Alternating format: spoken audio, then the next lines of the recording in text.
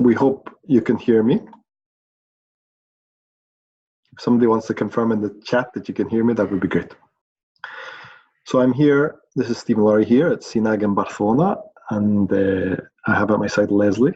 Leslie will be helping with me control the questions at the end of the seminar and as we go along. So welcome to the SolveRD seminar on how to use the GPAP. I'm going to give just a little bit of background on SolveRD in case anybody's new to the project. And then I'm going to give you an introduction of how to perform genomic analyses on the Genome-Phenome, on the RDConnect Genome-Phenome analysis platform. So a little reminder of SolveRD, solving the unsolved rare diseases. So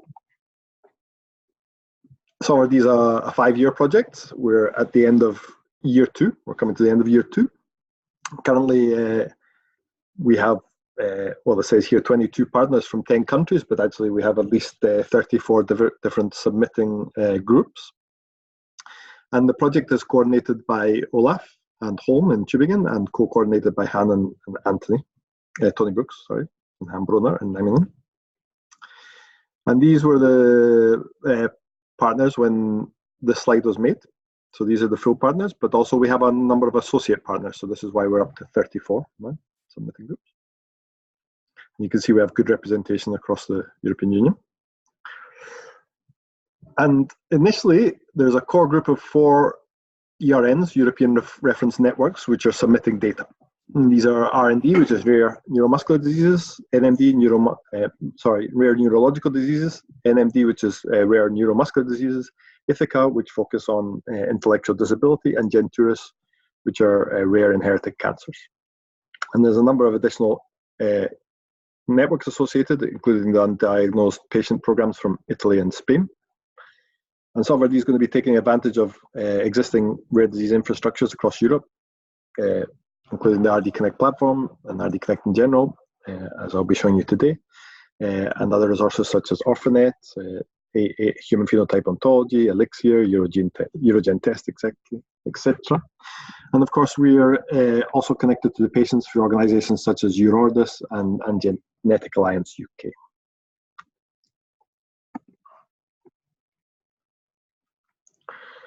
So today, I'm going to be focusing on this first SolveRD cohort, which is the unsolved cases.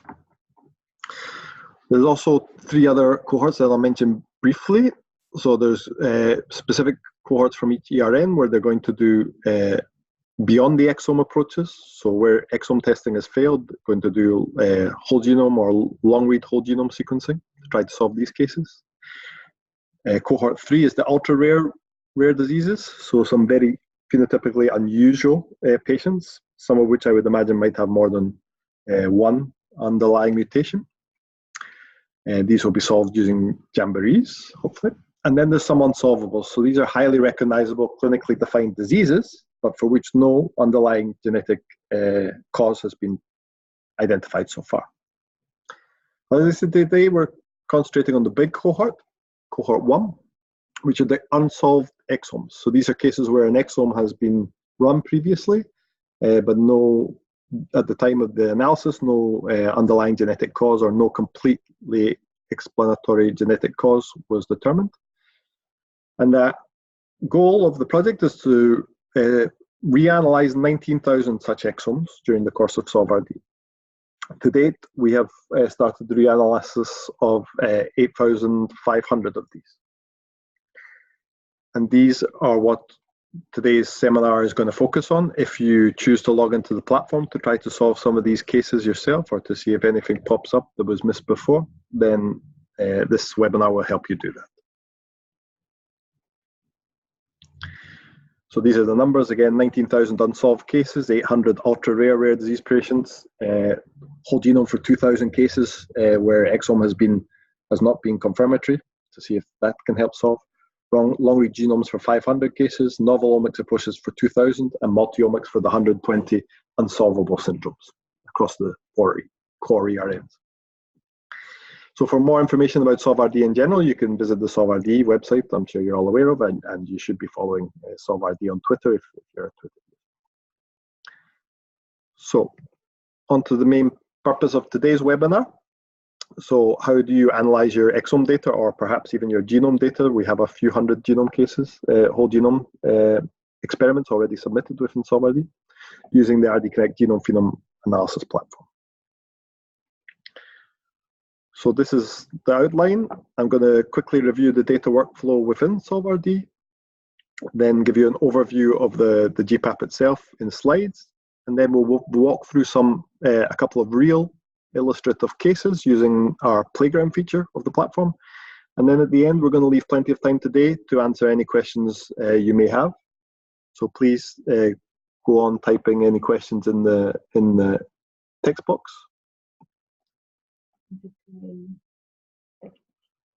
At the bottom of the screen, yeah, you should see a QA text box, question and answer text box. If you click on that, it'll open up a box, and there you can type any questions. And we'll come back to them at the end of my presentation. But please go ahead typing them in now so that we can collate them, and also then people will see if you've got the same questions they have, and we won't need to duplicate things. Okay, so how does your data get into SolveRD? So some of you may be well aware of this, and some of you, if you're new, may not be so aware. So I'll go through this very quickly. So firstly, this is the GPAP homepage, so platform.rdconnect.eu. I just want to remind you all that this webinar is actually being recorded, and it will be put up on the SolveRD YouTube channel at some point in the near future, so you don't need to make extensive notes here. But if you go to the Platform RDConnect EU webpage, you'll find in the central section access to the Genome-Phenome analysis platform. There's also access to the registration section on the left, and access to phenotypes on the right. And here you would you can click on Submit Data if you're submitting data, log into the platform and analyze your data, or what I'll be showing you today is a little bit of try out the GPAP in our playground section. So the workflow is, first you have to be registered. Obviously everybody on this call is already registered. Registration goes via a PI, and a PI assigns members to their group. Once you're registered, then you can start to submit your data, and the first type of data we ask you to submit is the phenotypic data. We're currently using phenotypes to record the phenotypic data, and we require a phenotypic record for every participant for whom you are submitting genomic data for reanalysis. So this means if you have a trio, we also expect you to make a phenotypic record for the mother and the father, so we can do family-based analyses automatically within SolveRD and within the platform. Once you've generated your phenotypic records, then you can go on to submit the metadata for the genomic data. The metadata describes the data you're submitting. So basically, if you're submitting a BAM file, then you tell us the name of the BAM file and who it should belong to. And once you've submitted the metadata, then you actually upload the genomic data itself to us, and you receive emails that give you detailed instructions at each of these steps, how to perform this. And then once you submit your data to us, what we do is we reanalyze all the data that comes in using the same pipeline. So for those of you who aren't bioinformaticians, this slide won't mean much, but for those of you who know a little, it might be of interest. So you can submit to us BAMs or FASTQs, or actually even CRAM files now. And then we put it through a very standard analysis pipeline. We map it with BWA-MEM, and then we call the variants using so we map it with BWA-MEM, sorry, I should say, we're still using GRCH37, which is the previous version of the reference genome. We will probably move to GRCH38 during 2020, and then we will remap all the data and recall all the data. So we map with BWA-MEM, and then we call with GATK haplotype caller. Up till now, we've been using GATK 3.6. When we move, when we update the alignments, we'll also update the haplotype caller to 4 point something. And the output of this is a GVCF per chromosome per experiment. And then I pass this on to our excellent developers, led by Davide Piscia and the team, who basically put it into a big data type database. So this is the type of technology that they're using. you don't really need to know about it, of course, but what this does is it allows you to make real-time queries across large numbers of samples simultaneously and get results within seconds. So this is what we need with the type of large-scale data we have and the large number of samples we have within Solvar. And then once that's all there, we let you know, and then you can analyze your data. And you analyze your data by logging in with your provided password, username and password, of course.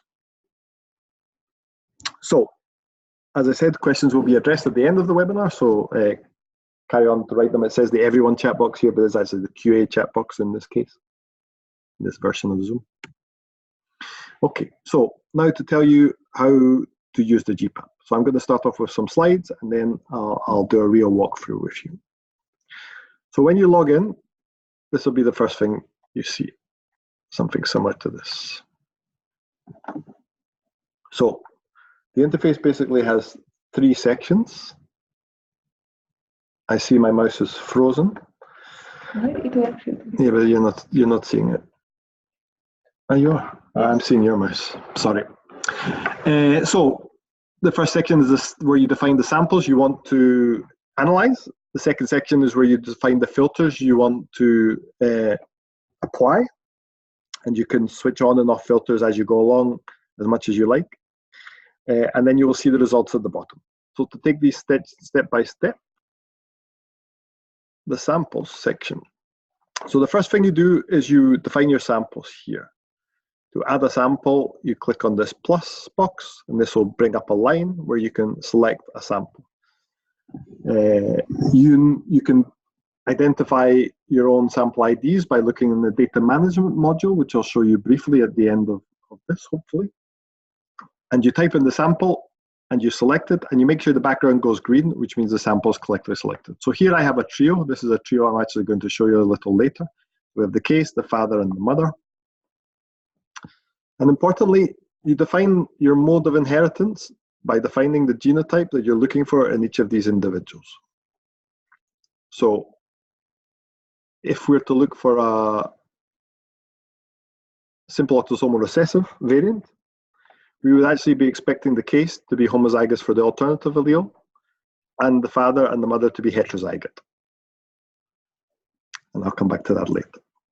And we have a variety of quality parameters that you can adjust: the minimum read depth, the minimum genotype quality, and the expected allele frequency.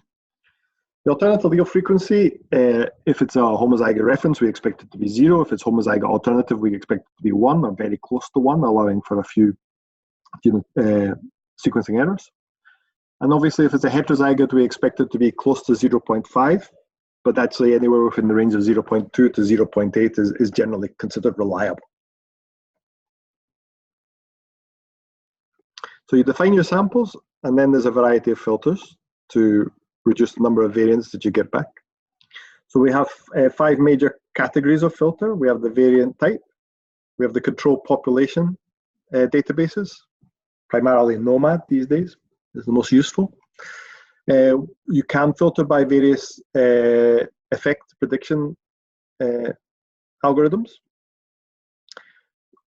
Very importantly, you can filter by gene lists, some of which we have available directly, others that you can upload as you wish, and others that we can generate on the fly, and we'll show you a bit of this. And also you can filter to specific positions, obviously specific chromosomes, specific variants, and also we automatically calculate runs of homozygosity, so you can filter to variants that are within a run of homozygosity, which is particularly useful if you suspect the case is offspring of a consanguineous partnership. So the variant type, we have the class of the variant, basically high and mod or moderate, or variants that will affect the protein sequence. You can filter to variants that are classified in ClinVar, or you can look for variants that are classified in ClinVar in your case. And most fields here, as is shown here, have explanatory tooltips. So if you hover the mouse over variant class, then what comes up is it tells you as defined by SNP, and it has a link to see exactly what these various things mean. And the same will happen when you hover over high and moderate. I'll show that later.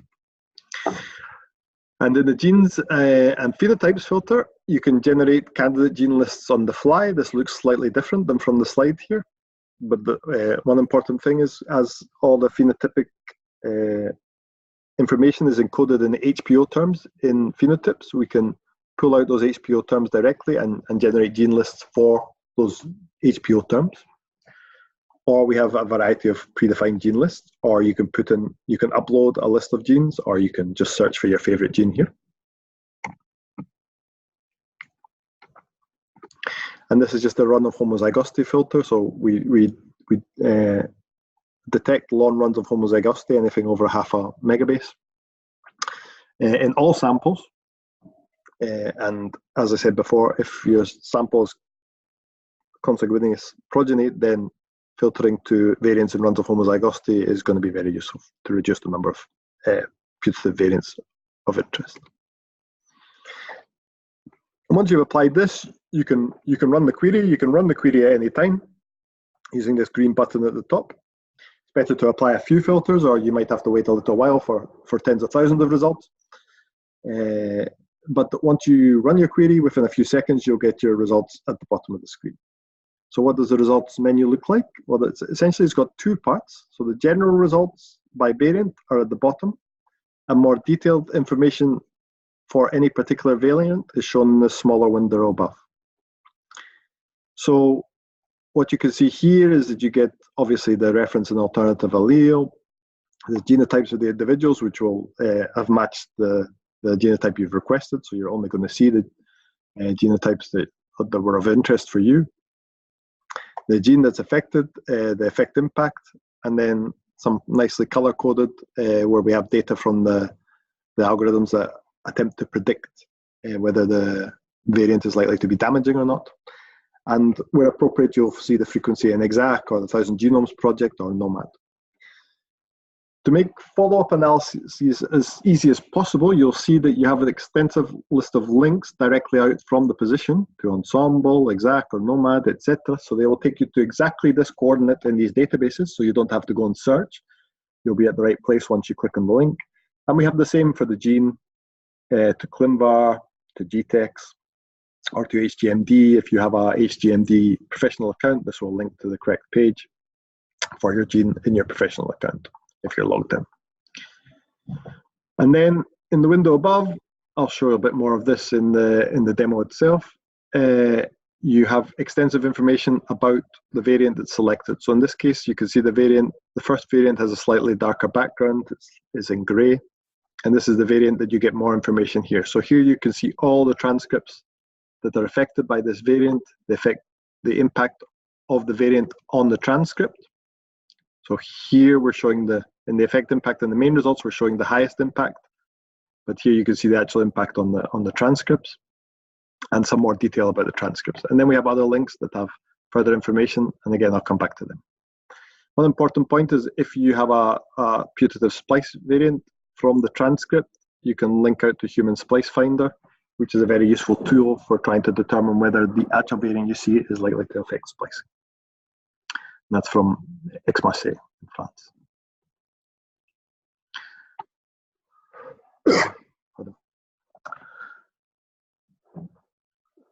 So this is just to show that there's a variety of tabs with more detailed information, and I'll show you them more in the demo itself. And one other thing that's important at this stage that is easy for you to use, I'm sure many of you will be familiar with the tool Exomiser. Exomiser we have built into the RG Connect GPAP. And what Exomiser can do is it can take a list of HPO terms. In this case, they're pulled through automatically from phenotypes. So they're the HPO terms associated with the case. And it takes the HPO terms and the filtered list of variants, and then you can run it. And what it will do is it will prioritize the variants based upon known gene disease associations, based upon the HPO terms known to be associated with those genes. So this can be very useful in trying to identify variants. Okay, so now I'm just going to walk through a couple of illustrative cases from our platform.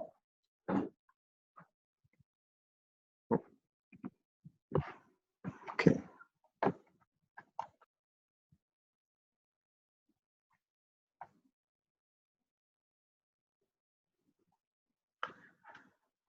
So let me log back in.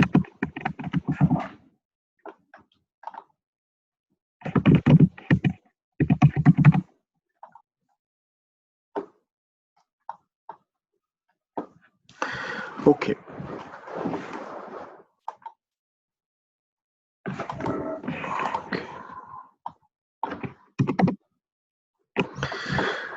Okay, so this is actually our what we call our playground. You can link to the playground by selecting try out the GPAP. I'm sorry, I'm clicking everywhere back. Okay. So you have the information on that page of how to log in from the playground. It's the username is test and the password is 1234. So this is something that we have completely open at all time for users to, whether they're part of Solvard or RD Connect or not, they can log in and see what we have and see how the platform works. The playground version is very similar to the full version of the platform. It has most of the same functionality. All the basic functionality is identical. So what we have here in the playground is we have a number of cases where we have taken the HapMap trio, NA12878, and the parents, NA12882 and 83.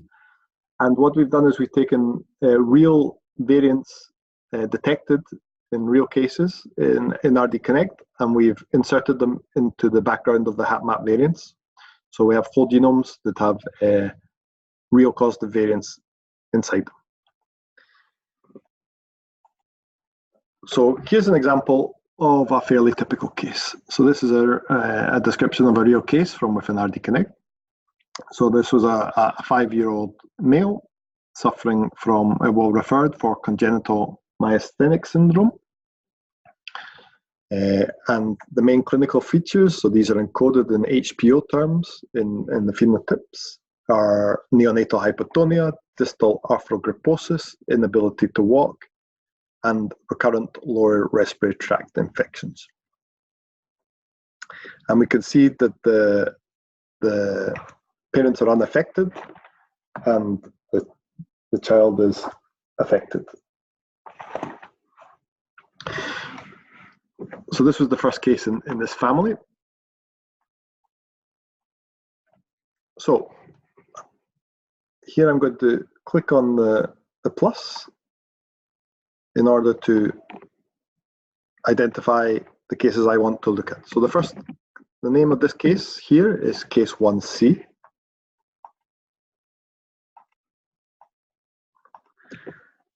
And the father is 1F and the mother is 1M. And when this case was referred, actually, this could obviously be an autosomal recessive case, but often in CMS, actually it's dominant, so they were suspected that this was a de novo dominant case. So we're going to look for a de novo variant. So therefore, we expect the case to be heterozygote, but we expect the parents to be homozygote for the reference allele. Here you can see the depth and genotype quality filters. So just a bit of extra information here is that the minimum depth of a variant that we put into the GPAP is 8. So you'll never get anything that has a depth of less than 8. We basically filter them out after we've made the GVCFs because we don't regard anything with a depth of less than 8 as reliable. And the minimum genotype quality we accept is 20. The maximum genotype quality possible is 99. And the vast majority of well-covered variants will have a genotype quality of over 90. But these are the default settings, so they're not very stringent, they're very relaxed. If you get too many variants, you could make them more stringent, but obviously if you make them more stringent, there's always a risk of missing a variant that is actually there. So using the default values first time around is a reasonable strategy. So here we've set the inheritance pattern. What sort of variants are we interested in? So here's an example of the tooltip again, just showing you this. So let's see what is a high impact variant. So a high impact variant is a variant assumed to have disruptive impact on the protein. So nonsense, frameshift, nonsense, frameshift inducing, or affecting splicing. So they're obviously interesting. And moderate are actually all of the variants that affect the protein sequence. So in-frame indels, non-synonymous variants, non-synonymous substitutions, etc. So typically, if you're interested in protein coding variants initially, you want to look at high and moderate variants.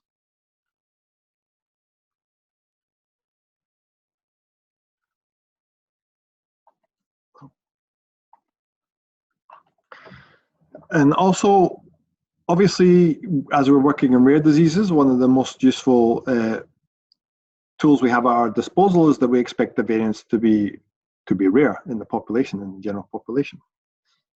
So we can filter using any of the custom databases.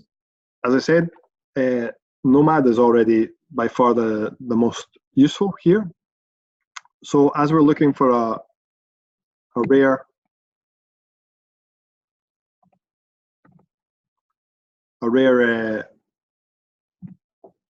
heterozygote, so a dominant, we can filter by anything. We can filter out anything that occurs in Nomad with a frequency of more than 1 in 2,000, which is a allele frequency of 0.0005.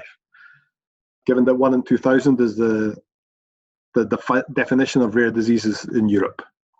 If you know your case is rare, or you know your phenotype is rare, obviously you can make this number smaller. But to be safe here, I'm going to filter for rare variants, or variants that are less common than 1 in 2,000.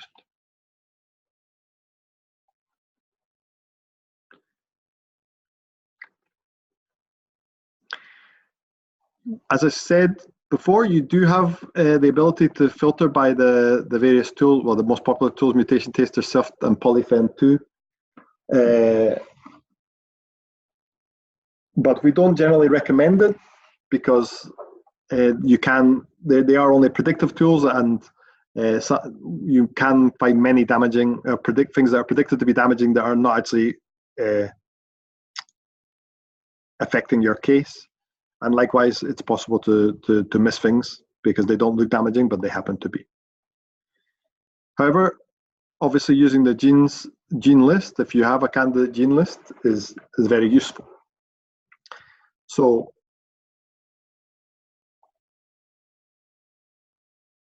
I'll come back to this in a minute. So just to show you that we can run the query at any step. So let's run a query now. Let's see how many variants we get back. Okay, so we got 41 variants, right? So we have 41 variants that appear to be de novo. So this number is a bit large, but this is within the normal range. If you look at exome data, obviously there's not going to be there's not likely to be 41 real de novo variants within the exome.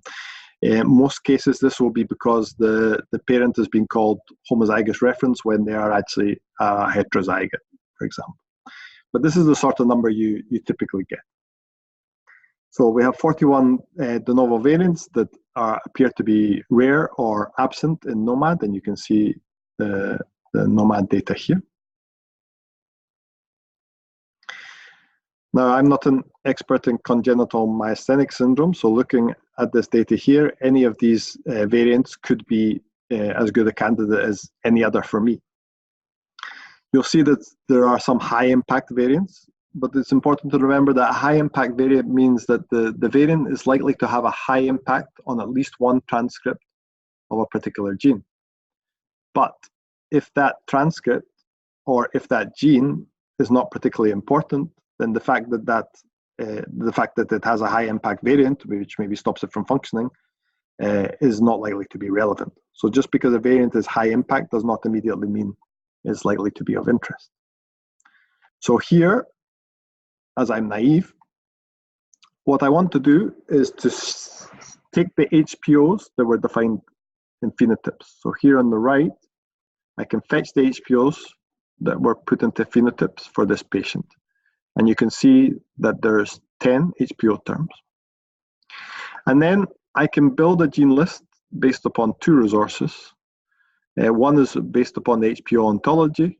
So find any genes that have been associated to one of these HPO terms. And the other is a resource from a company called Mendelian in the UK, who will provide a similar type gene panel, slightly more curated and slightly shorter in general. So these are both possibilities. I'm going to use the HPO ontology because that's the more general one here. And you can see here's the long list of genes now that are associated with at least one of these terms. Actually, we can see what the terms are at the bottom of the screen. I should have shown you this before by looking at the phenotype tab. And here you can see the case and the pedigree, and the mother and the father. And you can see the HPO terms. So you can see in detail the individual has neck muscle weakness, muscular hypotonia, neonatal hypotonia, inability to walk. So some of these terms are very high up in the HPO tree, and that means that they will be associated with many genes because there will be many different reasons that you can have muscle hypotonia. So this is why we have a long list here. Nevertheless, even though this list may be approximately 1,000 genes, it's not the whole genome. So we can run our query again and see how many variants we get left. Okay, and now we're down to 2 variants. One in this gene SL1 or ECALM, and one in the gene RIRE1. So here we could look for more information about these. So one thing we can do is to look, for example, in OMIM, and you'll see this takes us straight out to the OMIM for ECL1. And you'll see it is associated with arthrogryposis, which is one of the HPO terms. But you might notice that the inheritance is autosomal recessive. So this does not match well. Whereas if we do the same for the RIRE1,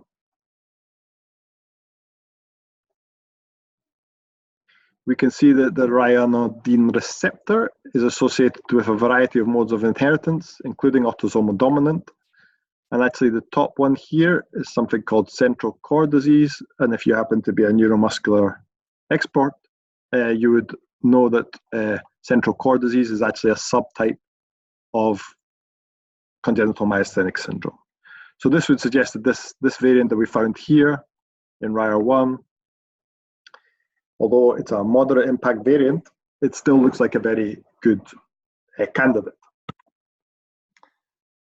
You can see that the CAD score is relatively high, and actually in this case the machine learning algorithms all predicted to be damaging. So let's find out a little bit more about this variant.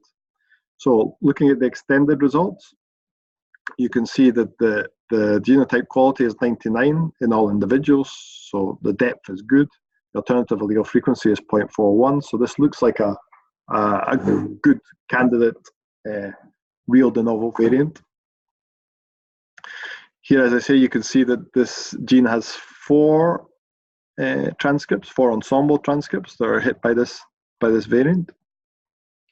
You can see the actual scores for the predictive tools here. You can see the actual population frequencies, and actually the frequency is NA because this variant is not seen in any of these control population databases. Here, the internal frequency is a misnomer because this is the internal frequency across the data set we're looking at, which is this little control playground data set. If you were to look at the frequency in the real platform, it would be the internal frequency across all 9,000 samples that are currently available, and the internal frequency would be extremely low. We also have links out to pathways from Wiki Pathways and Reactome and Go. So for example, this gene is involved in cardiac conduction, and this will open the Reactome page for cardiac conduction. Then you tab.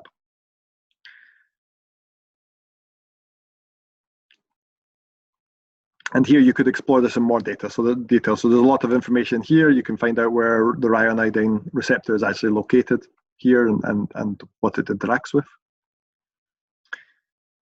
We have protein interaction information also from UniProt and the Memphis score.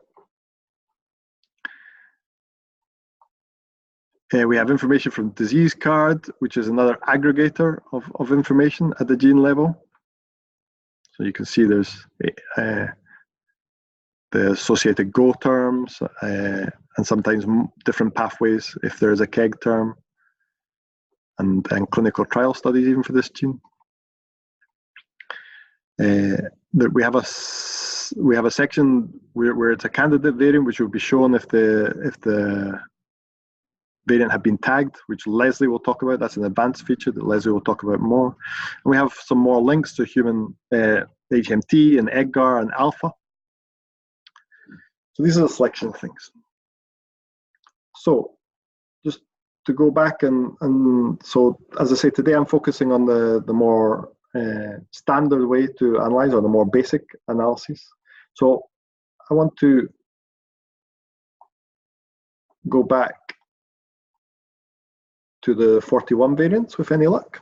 Okay, so another way we can go down from 41 variants, another approach would be to use Exomiser. And you can see Exomiser has automatically pulled through the positive HPO terms, okay? And also it already has the variants. It doesn't show it here, but it is going to analyze these 41 variants based upon these 10 HPO terms, and can it find any link to disease? So we'll submit this. And this is running in real time, so it can take a few seconds to provide the results.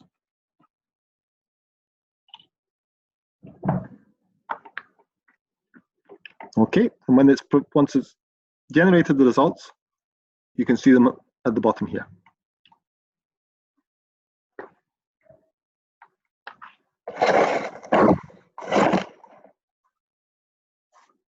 So the top of the page is just a standard output from Exomiser, and I just want to go down. You can see how many variants have passed each filter, etc. But the important point here is at the bottom of the screen, we have a prioritized list of genes. And the important score here is the Exomiser score. And you can see this variant in RIRE1 has an Exomiser score of 0.9. The maximum score is 1. And you can see the next highest variant, which is also the one that came through our gene list filter, unsurprisingly, ACL1 has a score of only 0.008. So this means Exomiser is very strongly suggesting that this variant in RIRE1 is likely to be the correct variant. And you can see it also has the links out to OMIM here, and you can see the central core disease again.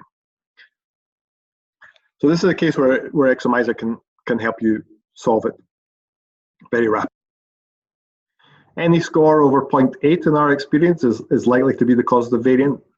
Anything above 0.5 is likely to be worth looking at a bit more. In general, you'll see that there's a long list of variants that have very, very low scores, often 0.0001. So they're unlikely to be of any interest. Okay. So back to the platform itself. So you'll see here that we have I mentioned that we have a CNV box. And we are, as it says here, CNV results are now available on the platform as a prototype. But they're only in this playground version at the moment. But as you will be aware, CNV analysis is an integral part of the reanalysis of the exomes that we're doing. So CNV data will very soon be available in the platform itself. But I'm not going to show it here today. Oh, okay. So I think that hopefully has shown you a general overview of how the platform would work. One, I was going to show you another example, but I don't think there's too much time. So I just want to let you know that should you be looking for a compound het, then actually what you do is you just click in this box at the top. This automatically grays out the filtering for the alleles, for the genotype, sorry. But it will apply a compound het filter, and the compound het filter basically for anybody who's ticked as being affected on the left-hand side, it will look for that they share 2 variants that are not at the same position, and that anybody who is unaffected, included in the search, has either 1 or 0 variants. It does not actually identify parents, so it doesn't identify them as having 1, so because you could have an unaffected sibling, for example, but any unaffected individual should have 1 or 0 variants. And this will apply a compound het filter and give you back a list of pairs of variants that match these characteristics. Now, there are a variety of more advanced features. I mentioned that you can do runs of homozygosity. You can see that you have candidate variants that you can tag here. And Leslie will talk about these things in the next seminar, which is next week. But please feel free to ask any questions, but some of them will be addressed, as I say, next week. So I'm going to start taking questions from Leslie. Yeah, so we have a couple of questions. The first one is, can the Exomiser also be used for primary screening, so instead of having a candidate gene set? Yeah, so the Exomiser can be used from scratch, as I think I showed in the second part there. The restrictions are that you have to be able to get your variant list down below 200 variants, so you have to apply some filters, because otherwise, basically, it would just take too long to give back any results. And also, you should be aware that the Exomiser assumes that there is some known relationship between the HPO term and the gene. So it can only help you find already known relationships. Nevertheless, this is helpful if you're studying a disease that has a large number of possible candidate genes, and as you see, it will produce a candidate list very quickly. And very quickly, you can see actually if your candidate list has no interesting variants and think that you might want to apply a different filtering strategy. Yes, so this is related to part of another question that was that then Exomiser will give very low scores for known disease gene associations. So this was more a comment. But just to mention that there is also an algorithm that Exomiser uses, which is with the second one, which is comparing mouse models, so phenotypes from mouse models. So this would go more for the gene discovery side. As you can see, Leslie has more expertise on the phenotypic side than me. And then, okay, the next question is, does the HPO ontology search take all HPO terms, or at least one of them? That is, are the HPO terms linked by an or by an and connection? So when you select a list on the right-hand side, as I did in the demo, where you fetch the HPOs and get the terms back, you're getting all the terms. Right, so you're getting an OR.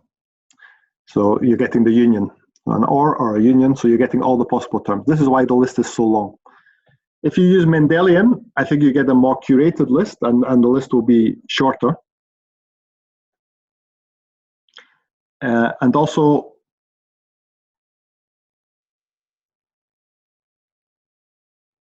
so you can see Mendelian returns a much shorter list of candidate genes here.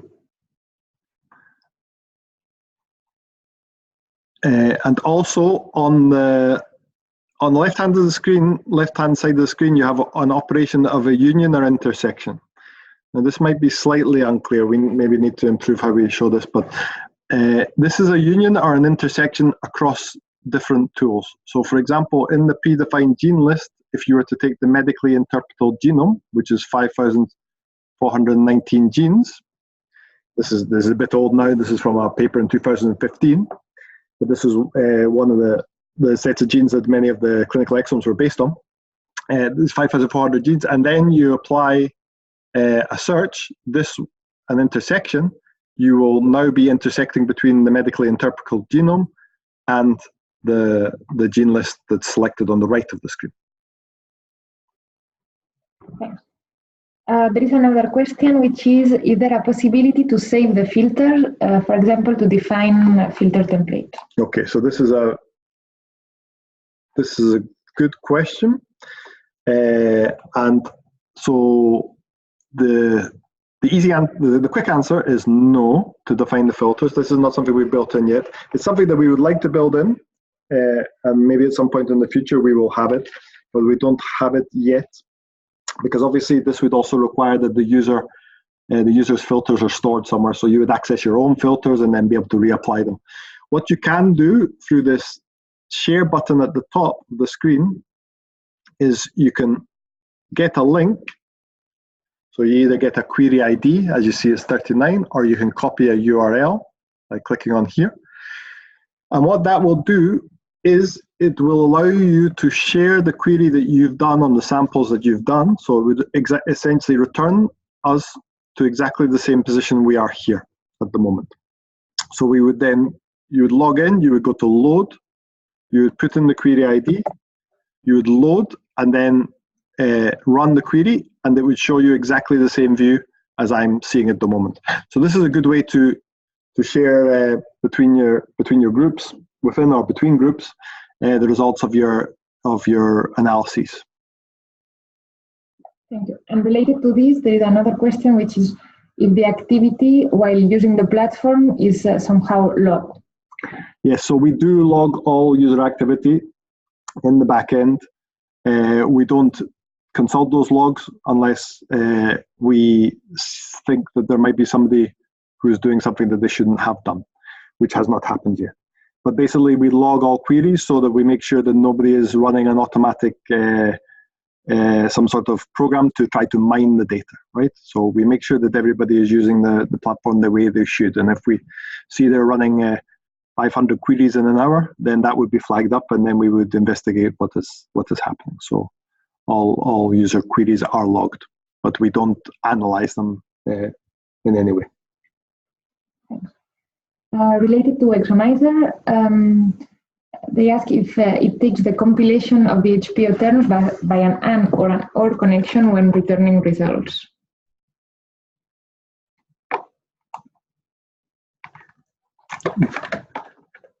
It's an AND connection. When it makes the scores, if it takes into account the different HPOs by an AND or an OR. Yeah.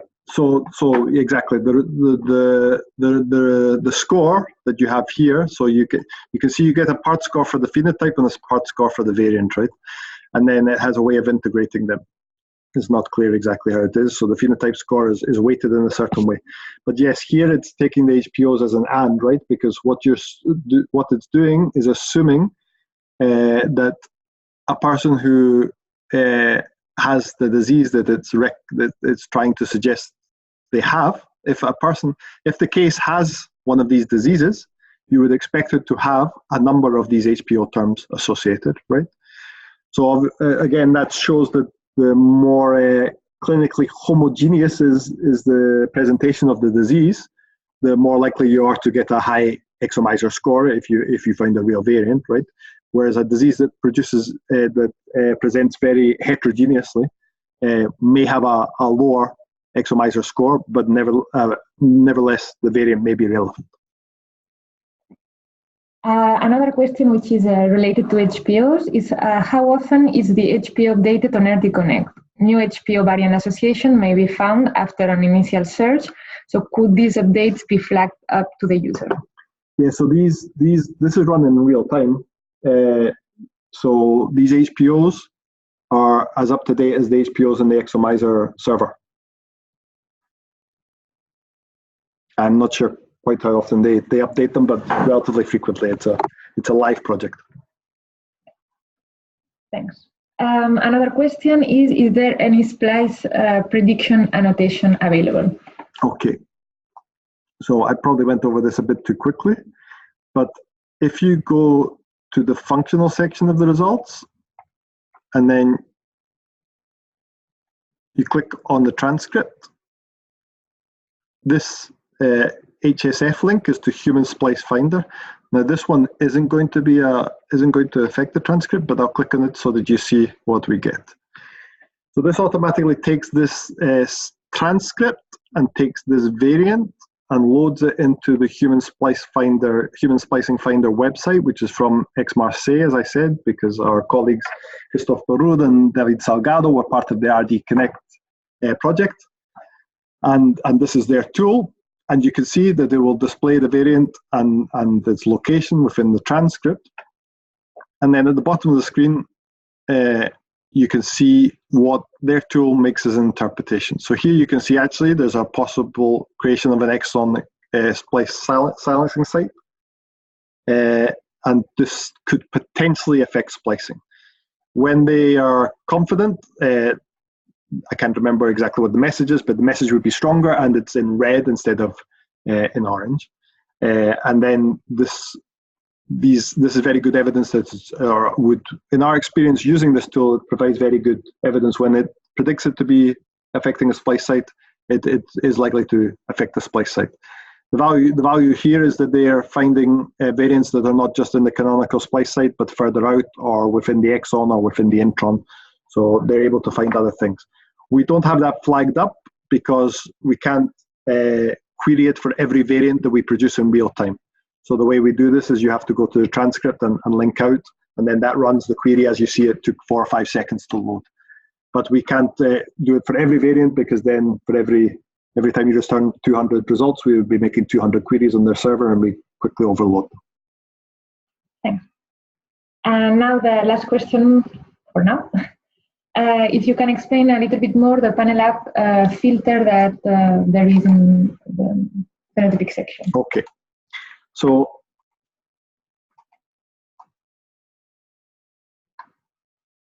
here you can see there's the PanelApp. And I guess many people on the call will be familiar with PanelApp, but in case you aren't, PanelApp is a tool developed as part of Genomics England program, a part of the 100,000 Genomes project, where what they've done is they've essentially curated gene lists for a wide variety of rare diseases and disorders. So you can start to type in here, and you will get a list of genes based upon their PanelApp gene list for your disease. So for example, for congenital myopathy or for congenital myasthenic syndrome. And they have a variety of, for each disorder, they have a type of panel. So it can be the whole panel, which is essentially any genes that anybody has suggested in the literature or any of the experts who are helping curate have suggested are likely to be implicated in disease.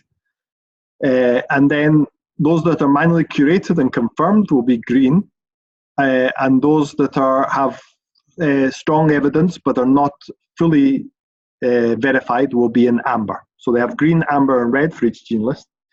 So here you can see I've requested the whole panel, and luckily RIRE1 is there.